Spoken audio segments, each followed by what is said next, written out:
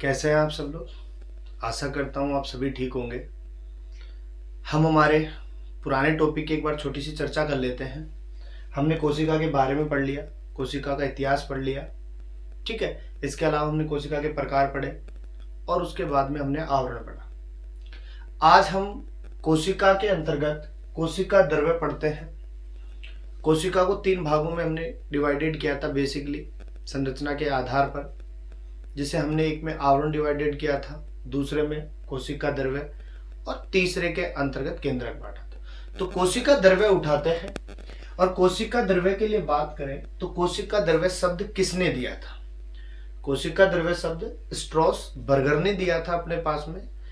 अब कई बार क्वेश्चन के अंदर पूछ लिया जाता है कि कोशिका द्रव्य शब्द किसने दिया, स्ट्रॉस हटा देते हैं तो बर्गर डाल देते हैं। तो अपने केवल इतना याद रखना है कि बर्गर ने दिया था। हाँ, खाने वाला बर्गर मान सकते हो आप इसके लिए अपने पास में। तो किसने दिया था? स्ट्रॉसबर्गर ने दिया था अपने पास में। दूसरी बात करें, कोशिका द्रव्य को भी हमने 2 भागों में डिवाइड किया था, एक तरल भाग में और एक ठोस भाग में। हम उसी का ठोस भाग उठाते हैं और ठोस भाग को हम क्या कहते हैं? ट्रोपोप्लाज्म कहते हैं।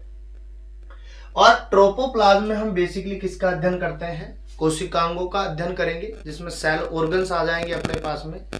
और इन सेल ऑर्गन्स को भी हम 3 भागों में डिवाइड करते हैं। बात करें 2 आवरण युक्त, 1 आवरण युक्त, आवरण रहित।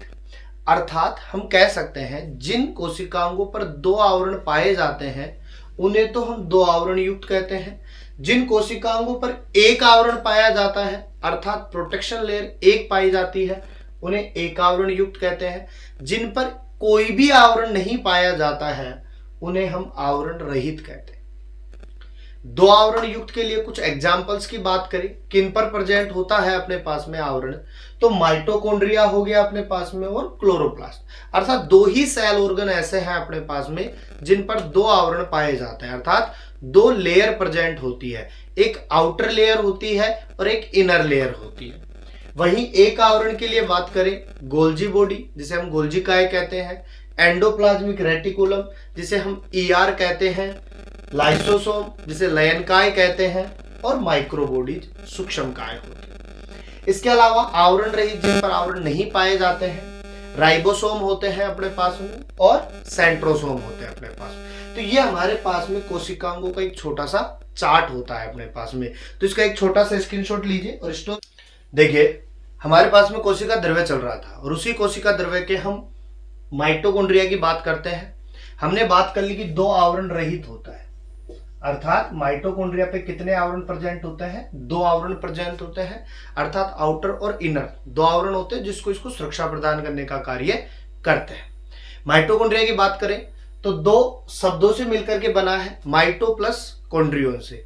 माइटो का मतलब होता है धागा, अर्थात एक थ्रेड नुमा संरचना होती है हमारे पास में, और कॉन्ड्रियोन का मतलब होते हैं कण, अर्थात ग्रेन्यूल्स होते हैं अपने पास में। और दोनों को मिलाकर के देखें तो हम कह सकते हैं एक खोखले थैले के समान संरचना होती है।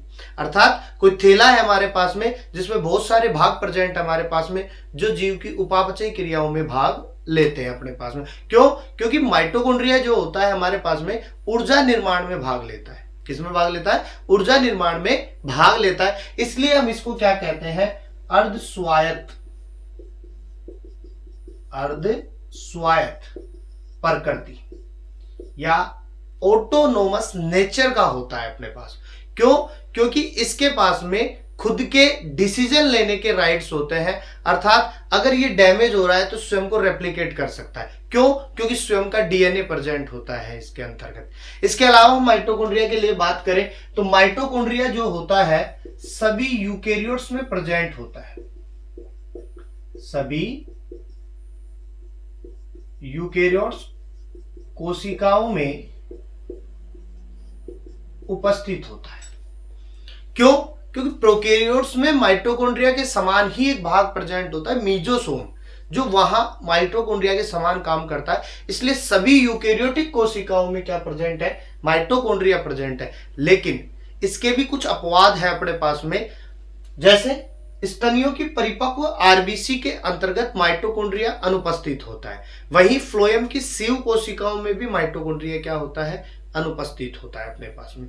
तो कुछ अपवाद थे, 2 अपवाद लिख लिए अपने पास में, और सभी यूकेरियोट्स में प्रेजेंट है अपने पास में। इसके अलावा माइटोकॉन्ड्रिया के अन्य नाम, अर्थात हम कह सकते हैं कि माइटोकॉन्ड्रिया जो है इसका बायोलॉजिकल नेम है, लेकिन इसके कुछ निकनेम भी है अपने पास में, जिसके द्वारा हम इनको बुला सकते हैं अपने पास में। नाम है लेकिन निकनेम बता रहे हैं अपने पास में। तो अदर नेम की बात करें अपने पास में, कॉन्ड्रियोसोम है अपने पास में, कॉन्ड्रियोप्लास्ट है अपने पास में, प्लाज्मोसोम है अपने पास में, प्लास्टोसोम है अपने पास में, प्लास्टोकॉन्ड्रियोन है। अर्थात कुछ निकनेम है कि इन नामों से भी हम माइटोकॉन्ड्रिया को जानते हैं। ठीक है, इसके अलावा इतिहास की बात करते हैं कि माइटोकॉन्ड्रिया की चर्चा और इतिहास का जिक्र ना हो तो बात नहीं बनती। क्यों? क्योंकि माइटोकॉन्ड्रिया एक ऐसा अंग है हमारे पास में जो बहुत ही ज्यादा जरूरी होता है। अगर माइटोकॉन्ड्रिया नहीं हो तो कोशिकाएं ऊर्जा नहीं बना पाएंगी, और कोशिकाएं ऊर्जा नहीं बना पाएंगी तो सीधी सी बात है, जीव काम नहीं करेगा अपने पास में। इसलिए माइटोकॉन्ड्रिया के इतिहास की बात करते हैं। बहुत से वैज्ञानिकों ने हमारे पास में यहाँ पे अपना योगदान दिया था। तो उसमें सबसे पहले बात करते हैं देखने की, कि माइटोकॉन्ड्रिया को सर्वप्रथम देखा किसने? तो देखा था हमारे पास में किसने? कोलिकर ने देखा था। किसने देखा था? कोलिकर ने देखा था। और कोलिकर ने किसमें देखा था अपने पास में? तो हम बता सकते हैं कीटों की रेखित कोशिकाओं में। किसमें देखा था? कीटों की रेखित कोशिकाओं के अंतर्गत सबसे पहले माइटोकॉन्ड्रियाओं को देखा गया था। ठीक है, इसके अलावा हम बात करें खोज की, तो खोज अल्टमान ने की थी। किसने की थी? अल्टमान ने की थी। और इन्होंने माइटोकॉन्ड्रिया को बायोप्लास्ट नाम से बताया था। किस नाम से बताया था? बायोप्लास्ट नाम से इंडिकेट किया था। ठीक है, लेकिन कई बार हमारे पास में क्वेश्चन में खोज के अंतर्गत अल्टमान ना दे करके कोलिकर दे देता है, तो वहां पर अपन कोलिकर चूज कर सकते हैं। क्यों? क्योंकि जिसने देखा उसी ने खोजा।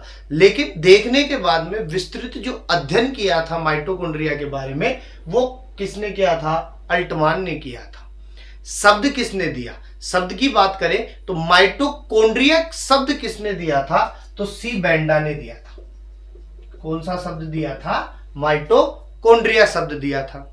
इसके बाद पावर हाउस, छोटी क्लासों में बहुत चर्चा का विषय रहता था, बहुत ज्यादा पूछा जाता था कि कोशिका का शक्ति ग्रह कौन है, या कोशिका का पावर हाउस कौन है हमारे पास में, या कोशिका का ऊर्जा ग्रह कौन सा है अपने पास में। तो वो कौन था अपने पास में? माइटोकॉन्ड्रिया। और किसने बताया था? सिकवेटीज ने बताया था अपने पास में। किसने बताया था? सिकवेटीज ने बताया था अपने पास में। इसके अलावा प्लांट्स में माइटोकॉन्ड्रिया किसने खोजा था? जंतुओं की बात हो रही थी अभी तक अपने पास में, लेकिन अगर क्वेश्चन पूछ ले कि जंतुओं में सबसे पहले माइटोकॉन्ड्रिया किसमें था, तो कीटों में था अपने पास में। किसमें था? कीटों में था। और अगर प्लांट्स में पूछे तो अपने पास में, तो प्लांट्स हमारे पास में निम्फिया में था। किसमें था? निम्फिया में था। ठीक है, किसने देखा था या किसने खोजा था? मिवीज ने खोजा था।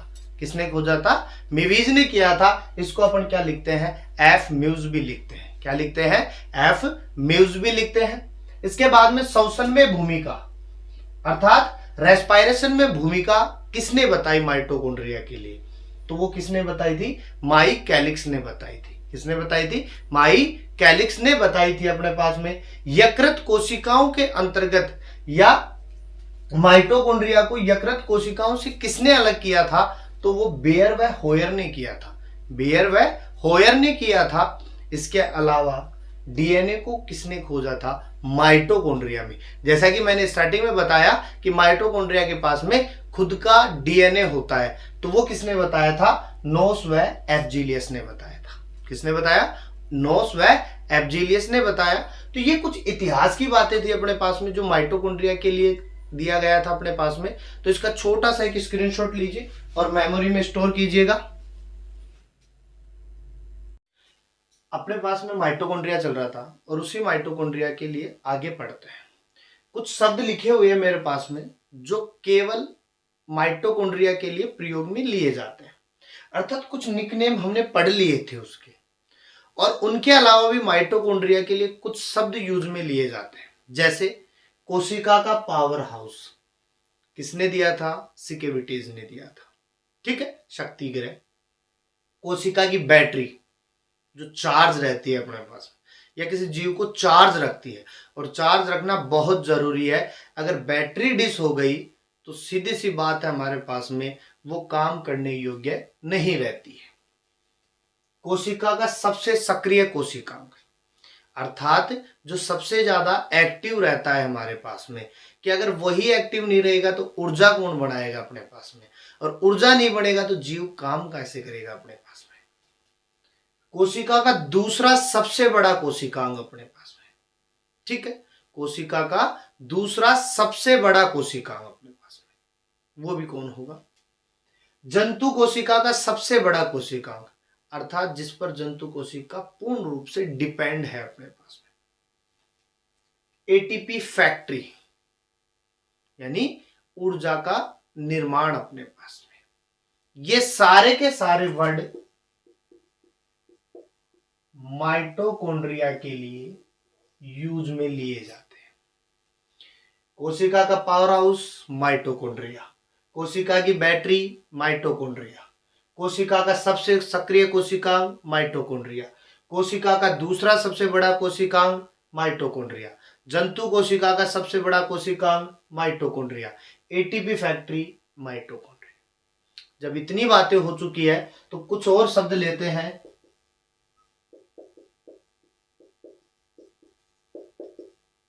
कशेरुकियों में सबसे ज्यादा माइटोकॉन्ड्रिया किसमें होगा? अकशेरुकियों में सबसे ज्यादा माइटोकॉन्ड्रिया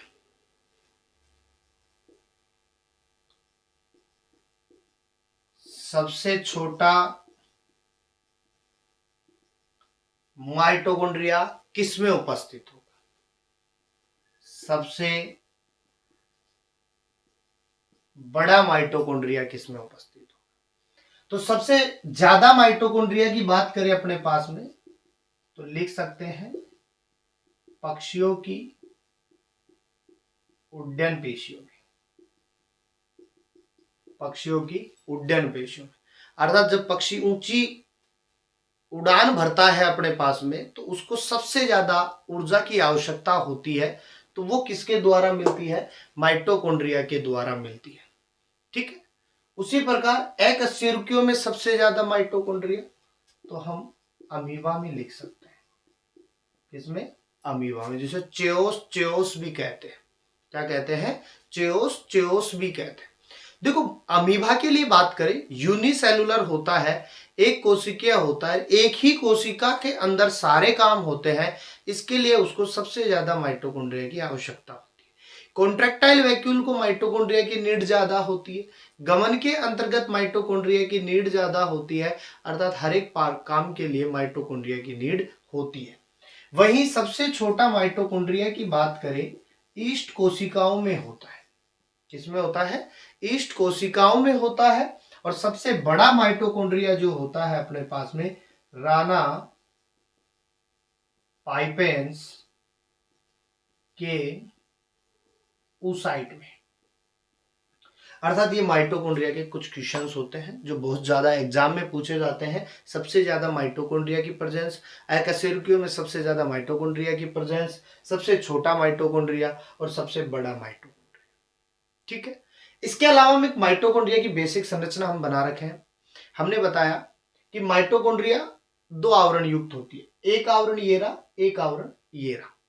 रेड में है जिसे हमने आउटर कैप्सूल कह दिया, और जो ब्लू में है उसे हमने इनर कैप्सूल कह दिया, बाहरी आवरण और आंतरिक आवरण। इसके अलावा इन दोनों के बीच में एक स्पेस आ रहा है अपने पास में, खाली जगह है अपने पास में, वो है अपने पास में पेरी माइटोकॉन्ड्रियल स्पेस। क्या है? Perimitochondrial space.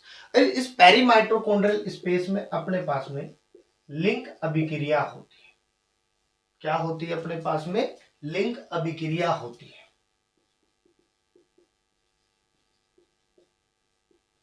ठीक है। इसके अलावा ऑक्सीसोम F1 पार्टिकल कहते हैं, और इस ऑक्सीसोम पे ईटीएस की प्रक्रिया होती है, इलेक्ट्रॉन ट्रांसपोर्ट सिस्टम। ये F1 कण कहां प्रेजेंट होते हैं? क्रिस्टी पर प्रेजेंट होते हैं। क्रिस्टी शब्द किसने दिया था? पैलाडे ने दिया था।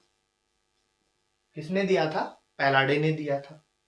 मैट्रिक्स की बात करें, अंदर का जितना भी मटेरियल है उसे हम क्या कहते हैं? मैट्रिक्स कहते हैं। और इस मैट्रिक्स के अंतर्गत हमारे पास में क्रेब्स साइकिल कंप्लीट होता है। क्या कंप्लीट होता है? क्रेब्स साइकिल कंप्लीट होता है। इसके अलावा हमारे पास में एक डबल सर्कुलेट अर्थात डबल स्टैंडर्ड वृत्ताकार डीएनए उपस्थित होता है जो स्वयं को रेप्लिकेट कर सकता है। फिर एक अपने पास में 70S राइबोसोम पाए जाते हैं। क्या पाए जाते हैं? 70S राइबोसोम पाए जाते हैं जो प्रोटीन की प्रेजेंस को पूरा करते हैं या प्रोटीन बनाने का काम करते हैं अपने पास में। ठीक है, ओनली यूकेरियोट्स कोशिकाओं में 80S राइबोसोम पाए जाते हैं, लेकिन अपने पास में माइटोकॉन्ड्रिया खुद का राइबोसोम रखता है। कौन सा रखता है? 70S राइबोसोम रखता है। इसके अलावा देखो, ये जो क्रेब्स साइकिल है, ये ETS है, ये लिंक अभिक्रिया किससे रिलेट करती है? श्वसन से रिलेट करती है अपने पास में। और ये हमारे पास में ऊर्जा फॉर्मेशन में भाग लेती है, उपापचयी क्रियाओं में भाग लेती है। इनके अंदर हमारे पास में 4 पार्टीशन होते हैं। एक ग्लाइकोलाइसिस होता है अपने पास में, और ग्लाइकोलाइसिस हमारे पास में कोशिका द्रव्य में कंप्लीट होता है। कहां होता है? कोशिका द्रव्य में कंप्लीट होता है। तो पहले साइटोप्लाज्म में होता है, साइटोप्लाज्म से लिंक अभिक्रिया में, लिंक अभिक्रिया से क्रेब्स साइकिल में, और क्रेब्स साइकिल से अपने पास में कहां जाते हैं? क्रिस्टी पर आ जाते हैं अपने पास में। क्रिस्टी पर बहुत सारे एंजाइम पाए जाते हैं जो हमारे पास में उपापचयी क्रियाओं के अंदर भाग लेते हैं। इसके अलावा F0 कण पाए जाते हैं। जो F0 कण होते हैं अपने पास में, वो इन क्रियाओं को नियंत्रित करने का कार्य करते हैं। ठीक है, इसके अलावा इस संपूर्ण ऊर्जा की बात करें तो एक क्रेब्स साइकिल की बात करें, ETS की बात करें, लिंक अभिक्रिया की बात करें, साइटोप्लाज्म की बात करें, तो टोटल हमें यहां से 36 या 38 ATP अणु प्राप्त होते हैं। 36 या ATP अणु प्राप्त होते हैं अपने पास में। ठीक है, इसके अलावा कार्यों की बात करें अपने पास में, माइटोकॉन्ड्रिया के कार्य की बात करें तो देखो, एक बड़ा काम तो ये हो गया कि ATP का निर्माण करता है। क्या करता है? ATP का निर्माण करता है। दूसरा हम बात कर सकते हैं, कोशिकीय श्वसन में सहायक होता है। क्या कह सकते हैं? कोशिकीय श्वसन में सहायक होता है। इसके अलावा हम बात करें, कोशिका द्रव्यी वंशागति में सहायक होता है। किसमें होता है? कोशिका द्रव्यी वंशागति में सहायक होता है। ठीक है, इसके अलावा हम बात करें, सबसे ज्यादा एंजाइम जो होते हैं हमारे पास में वो माइटोकॉन्ड्रिया में प्रेजेंट होते हैं। सबसे ज्यादा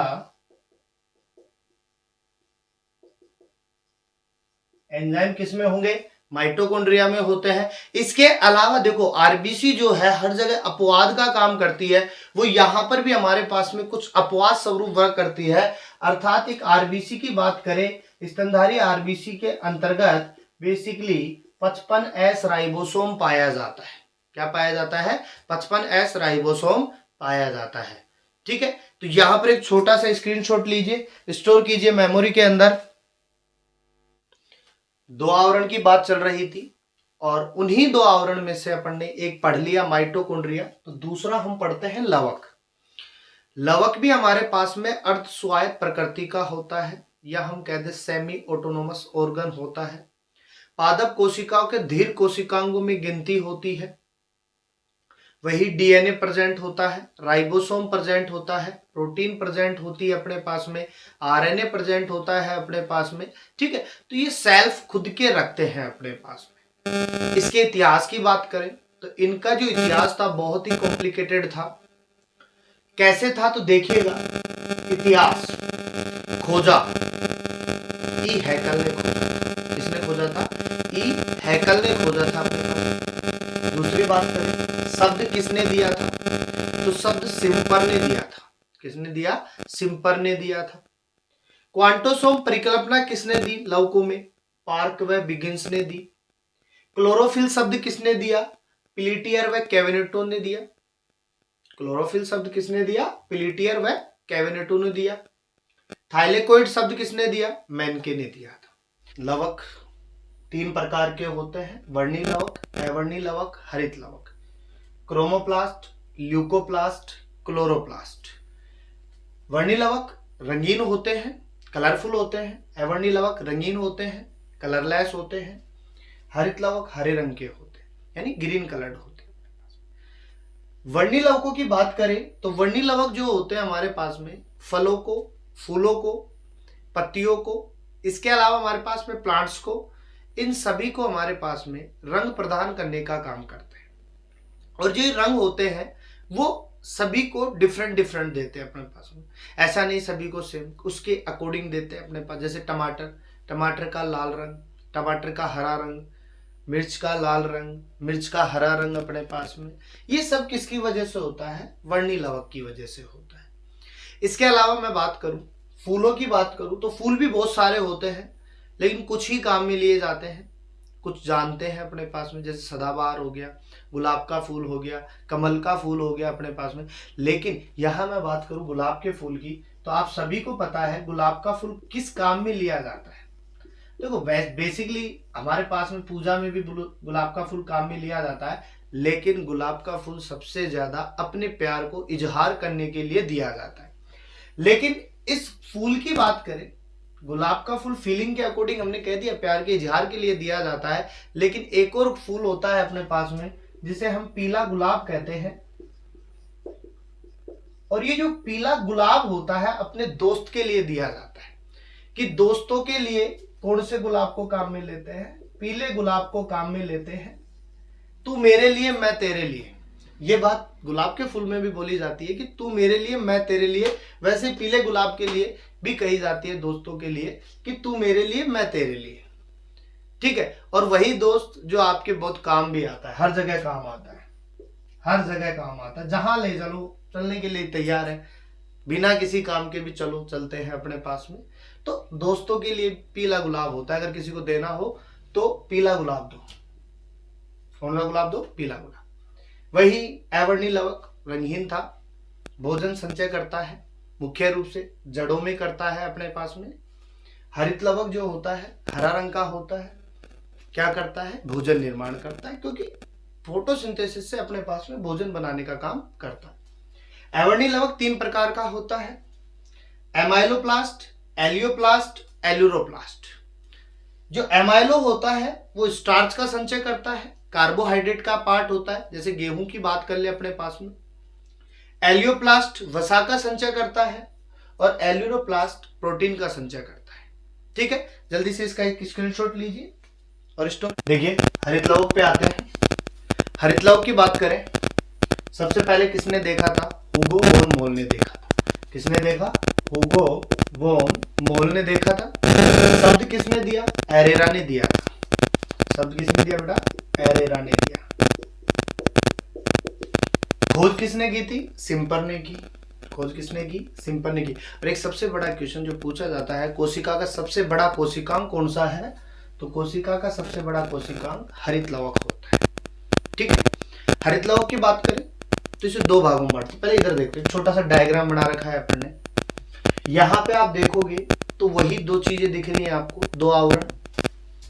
रेड में आपका आउटर, ब्लू में आपका इनर। 2 आवरण हो गए। 2 आवरणों की हम बात कर रहे थे, बाहरी आवरण और आंतरिक आवरण। इसके अलावा यहाँ पर मुख्यतः 2 पार्ट होते हैं, एक स्ट्रोमा पार्ट होता है, एक ग्रेना पार्ट होता है। स्ट्रोमा और ग्रेना।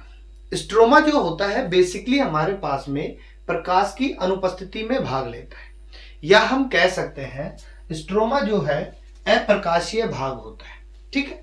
स्ट्रोमा कौन सा भाग? अप्रकाशीय भाग। ग्रेना की बात करें तो ग्रेना हमारे पास में प्रकाशीय भाग होता है। कौन सा भाग? प्रकाशीय भाग।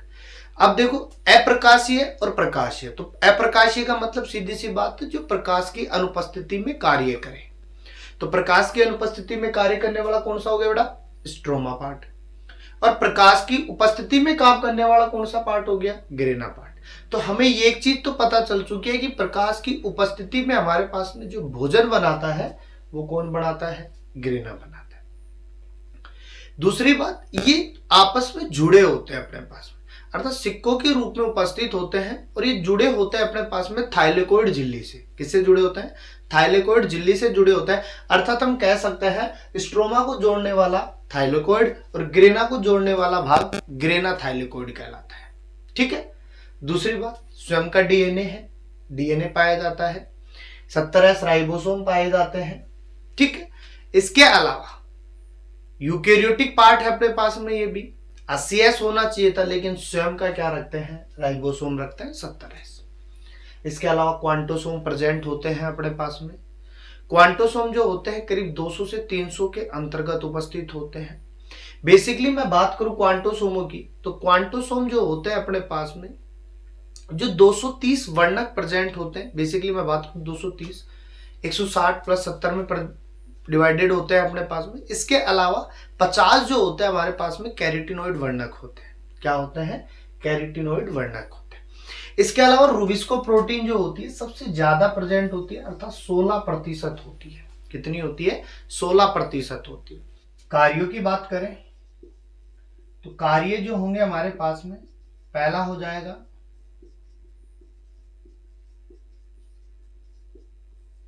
प्रकाश संश्लेषण, अर्थात प्रकाश की उपस्थिति में भोजन बनाने का काम किसका? हरित लवक का। दूसरा, स्टार्च संग्रहण व शर्करा संश्लेषण फैक्ट्री के रूप में, अर्थात शर्करा का क्या करते हैं? संश्लेषण करते हैं। दूसरी बात, वातावरण में O2 व CO2 का नियंत्रण करते हैं। क्या करते हैं? O2 व CO2 का नियंत्रण करते हैं वातावरण में। एनवायरमेंट में O2 प्रेजेंट और CO2 प्रेजेंट। और गाइस एक छोटी सी बात देखो बच्चों, O2 और CO2 की बात करूं, इस दुनिया में बहुत से ऐसे लोग हैं जो अपने आप को बेकार समझते हैं कि मैं किसी काम का नहीं हूं। लेकिन मैं उनसे एक बात कहना चाहता हूं कि वो इस दुनिया में बहुत काम के हैं। आप अपने लिए नहीं तो दूसरों के लिए बहुत काम के हैं। क्यों? क्योंकि आप इस वातावरण से O2 ग्रहण कर रहे हो और इस वातावरण को क्या देते हो? CO2 देते हो। और उस CO2 को कौन लेता है? प्लांट्स लेते हैं अपने पास में। और यही प्लांट्स इस CO2 को तब्दील किस में करते हैं? O2 में। और ये O2 वापस कहां आती है? वातावरण में। तो क्या इस O2 को आप ही ले रहे हो? क्या आपने CO2 दी तो क्या उस O2 को आप ही ले रहे हो? क्या नहीं ले रहे, उस O2 को सभी ले रहे हैं। तो आप कैसे बेकार हुए? ठीक है। तो इस दुनिया में बेकार कोई नहीं होता है। और यहां पर हमारे पास में क्लोरोप्लास्ट कंप्लीट होता है। तो इसका एक स्क्रीनशॉट लीजिए।